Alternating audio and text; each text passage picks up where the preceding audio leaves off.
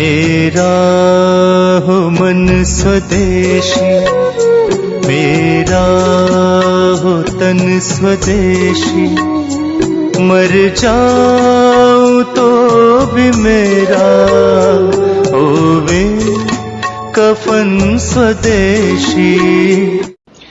आगे का एक वो वेग को रोकने के लिए वो कहते हैं बहुत ही खतरनाक वेग है, जिसको आपने रोका तो बहुत तकलीफ आएगी। अब उसमें आप बहुत सारे तर्क और सवाल कर सकते हैं। भूख, भूख, ये भूख एक ऐसा वेग है जिसको अगर आपने जबरदस्ती रोकने की कोशिश की तो इसमें सबसे ज्यादा रोग उन्होंने गिनाए हैं। 103 रोग हैं और वो कहते हैं पहला रोग शुरू होगा एसिडिटी से और आखिरी जाएगा अंतड़ियों का कैंसर, इंटेस्टाइनल कैंसर। इसलिए कहते हैं भूख को जबरदस्ती मत रोकिए। अब तुरंत आपके मन में सवाल आएगा, जी हम तो उपवास करते हैं तो उन्होंने कहा है एक सूत्र में कि उपवास शरीर के शुद्धि की क्रिया है। और वो आगे कहते हैं कि शरीर शुद्धि होती है तो मन और चित्त दोनों की भी शुद्धि होती है उसके साथ। तो उपवास एक क्रिया है जो शरीर शुद्धि, मन और चित्त तीनों की शुद्धि के लिए है, लेकिन उसके लिए नियम है।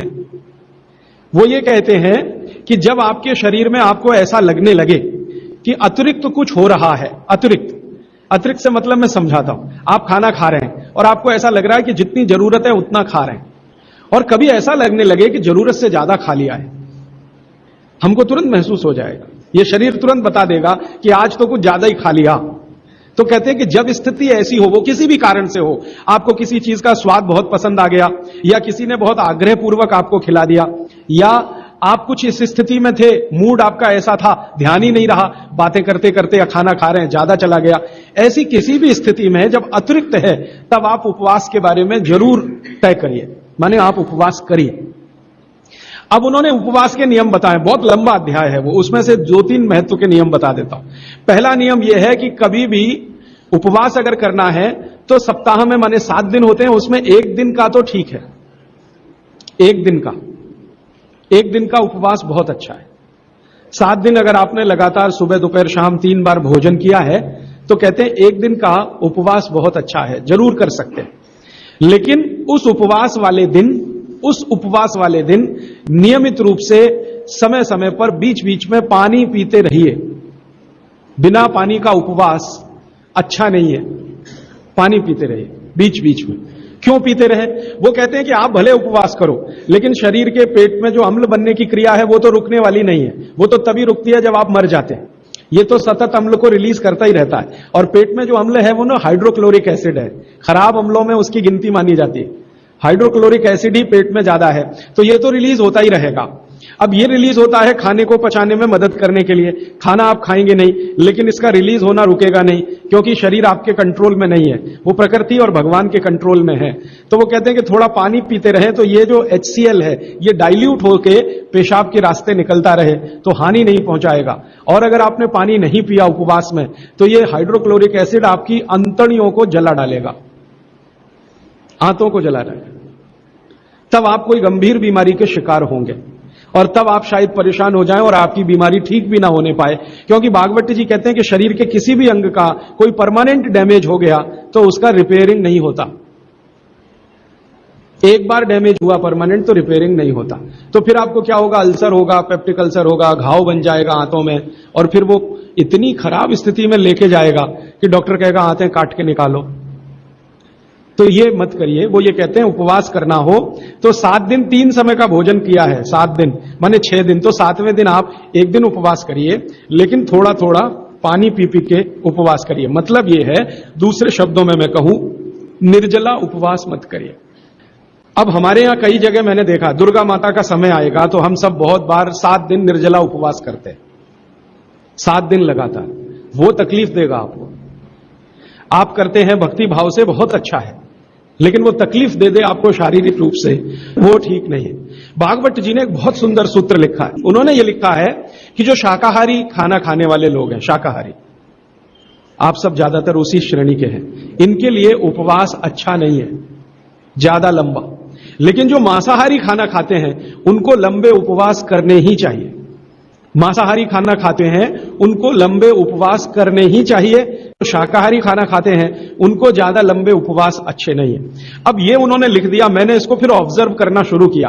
प्रकृति में दो तरह के जानवर हैं, आप जानते हैं, कुछ हैं जो मांस ही खाएंगे, हिंसा करके ही अपना पेट भरेंगे, और कुछ हैं जो शाकाहारी हैं, गाय जैसे है, बकरी जैसे है, भैंस है, बैल है, चिड़िया है, ये सब शाकाहारी जीवों में गिनती होती है।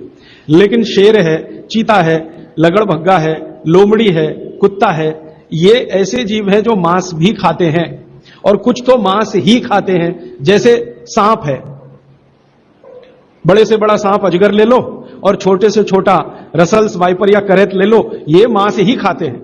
मेढक को खाएंगे, छिपकली को खाएंगे, केंचुओं को खाएंगे, कुछ ना कुछ ऐसे जीवों को खाएंगे। लेकिन ये बड़े पक्के हैं नियम के, बाघ भट्ट का सारा कुछ इन्होंने ही सीखा है। हाँ, अजगर को मैंने बहुत ऑब्जर्व किया, वो एक बार खा लिया, वो कुछ भी खा लेगा। एक बड़ी से बड़ी बकरी को खा जाता है, हाँ इतना खा लेता अजगर, बकरे को खा लेगा, लेकिन खा लिया तो 15 दिन उपवास ही करेगा,